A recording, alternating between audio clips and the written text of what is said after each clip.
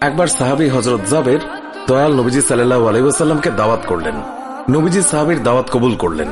হযরত জাবের খুশিতে আত্মহারা হয়ে বাড়িতে চলে গেলেন। বাড়িতে গিয়ে স্ত্রীকে খোঁজ খবরটা দিলেন আর মেহমানদারির জন্য প্রস্তুতি নিতে লাগলেন। বড় ছেলে আব্দুল্লাহকে নিয়ে খাসি জবাই করে অন্য কাজে যখন হযরত জাবের ঘর থেকে বাইরে গেলেন, ইতিমধ্যেই হযরত জাবেরের ছোট ছেলে ঘুম থেকে উঠে খাসি তালাশ করতে লাগলো। বড় ভাই তাকে জানায় খাসিটিকে জবাই করা হয়েছে। ছোট ভাই বায়না ধরল, খাসি কিভাবে জবাই করে আমাকে তা দেখাও। অগত্যা বড় ভাই ছুরি হাতে করে ঘরের পেছনে গিয়ে বলল, এখানে জবাই করা হয়েছে। ছোট ভাই জানতে চাইল কিভাবে। বর্ণনা করে বোঝাতে না পেরে অবশেষে বড় ভাই বলল, তাহলে তুমি মাটিতে শুয়ে পড়ো, আমি তোমাকে দেখাই। ছোট ভাই মাটিতে শোয়ার পর বড় ভাই তার গলায় ছুরি চালিয়ে জবাই করার নমুনা দেখাতে গিয়ে ছোট ভাইকে সত্যি সত্যি জবাই করে ফেলল।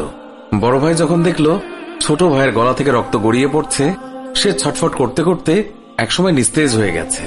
তখন বুঝলো ব্যাপারটি কি ঘটেছে।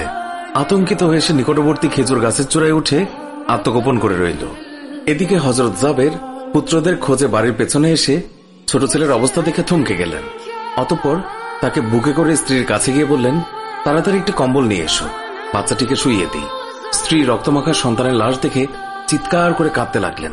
কিন্তু স্বামী হযরত জাবের তাকে সান্ত্বনা দিয়ে বললেন, আজ আমাদের শোক প্রকাশ করার দিন নয়, আজ দুঃখ দেখলে নবীজিও দুঃখিত হবেন। অতএব ধৈর্য ধারণ করো, কষ্ট করে হলেও মুখে হাসি ফুটিয়ে তোলো। তারপর তারা দুজনে মিলে ছোট ছেলেকে কম্বলে মুড়ে রান্নাঘরের পেছনে রেখে আসলেন। স্ত্রী রান্নার কাজে মন দিলেন। হযরত জাবের বের হলেন বড় পুত্র আব্দুল্লাহর খোঁজে। বাড়ির পেছনে গিয়ে ছেলের নাম ধরে জোরে ডাক দিলেন। গাছের উপর আত্মগোপন করে বড় ছেলে সব ঘটনা প্রত্যক্ষ করছিল আর ভয়ে কাঁপছিল। পিতার ডাক শুনে ভাবল, এখন পালাতে না পারলে আব্বার হাতে ধরা পড়তে হবে। ধরা পড়লে আর রক্ষা থাকবে না। পালানোর উদ্দেশ্যে গাছ থেকে লাফিয়ে পড়ে আঘাতপ্রাপ্ত হয়ে সেও মৃত্যুর কোলে ঢলে পড়ল। পিতা কাছে গিয়ে দেখেন আব্দুল্লাহর দেহে প্রাণের স্পন্দন নেই। বড় ছেলেকে কোলে তুলে তিনি বাড়ির ভেতরে আসলেন। স্ত্রীকে বললেন আরেকটি কম্বল নিয়ে আসার জন্য। বড় ছেলের এই অবস্থা দেখে দরদিমা পুনরায় আর্তনাদ করে উঠলেন। স্বামী তাকে পুনরায় সান্ত্বনা দিয়ে বললেন, ধৈর্য ধরো, আজ আমাদের দুঃখ প্রকাশের দিন নয়, আজ আমাদের পরম আনন্দের দিন। দয়াল নবীজি অল্প কিছুক্ষণের মধ্যেই আমাদের ঘরে তাশরিফ রাখবেন। তারপর দুজনে মিলে বড় ছেলের লাশ ও কম্বলে মুড়ে ছোট ছেলের লাশের পাশে রাখলেন। স্বামী স্ত্রী তাদের চোখের পানি মুছে মুখে হাসি ফুটিয়ে তুললেন। হযরত জাবের বাড়ির সামনে দাঁড়িয়ে নবীজির আগমনের অপেক্ষা করতে লাগলেন।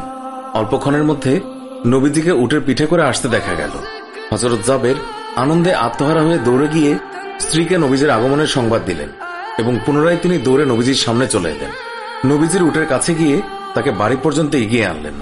নবীজি জাবেরের ঘরের সামনে উট থামিয়ে তার ডান পা মোবারক মাটিতে রাখলেন, বাম পা মোবারক এখনো নামাতে বাকি। এই সময় জিবরাইল আলাইহিস সালাম আল্লাহর পক্ষ থেকে নির্দেশ নিয়ে তিনি উৎসাহিত হয়ে বললেন, ইয়া রাসূলুল্লাহ, আল্লাহ আপনাকে জাবেরের ছেলেদের সঙ্গে নিয়ে খানা খেতে বলেছেন। অতঃপর নবীজি সাল্লাল্লাহু আলাইহি ওয়াসাল্লাম সাহাবায়ে কেরামকে নিয়ে জাবেরের ঘরে তাশরিফ রাখলেন। তাদের সামনে হযরত জাবের দস্তরখানা বিছিয়ে দিলেন।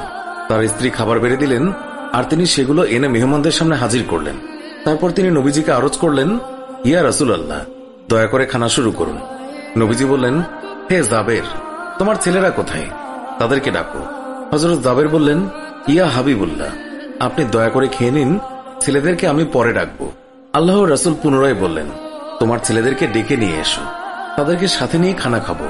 হযরত জাবের ও তার স্ত্রী হাত জোড় করে পুনরায় আরজ করলেন, ইয়া রাসূলুল্লাহ, আপনি খানা খেয়ে নিন, আমরা তাদেরকে ডেকে দিচ্ছি। তখন নবীজি বললেন, হে জাবের, এই মাত্র জিবরাইল ফেরেশতা আমাকে আল্লাহর নির্দেশ জানিয়ে গেলেন আমি যেন তোমার ছেলেদের সঙ্গে নিয়ে খানা খাই। নবীজির এই কথা শুনে হযরত জাবের এবং তার স্ত্রী আর ধৈর্য ধরে রাখতে পারলেন না।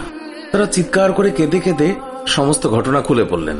তখন নবীজি হযরত জাবেরকে বললেন, তোমার ছেলেদের কাছে গিয়ে বলো আল্লাহর নবী তাদেরকে ডাকছেন। হযরত জাবের নবীজির নির্দেশ মোতাবেক ছেলেদের লাশের সামনে গিয়ে তা বললেন। সঙ্গে সঙ্গেই তারা দুইজন আল্লাহু আকবার বলে উঠে নবীজির কাছে তারা দৌড়ে চলে গেল। অতঃপর নবীজি সাল্লাল্লাহু আলাইহি ওয়াসাল্লাম আল্লাহর নির্দেশ মোতাবেক হযরত জাবেরের দুই সন্তানকে নিয়ে খানা খেলেন। সুবহানাল্লাহ।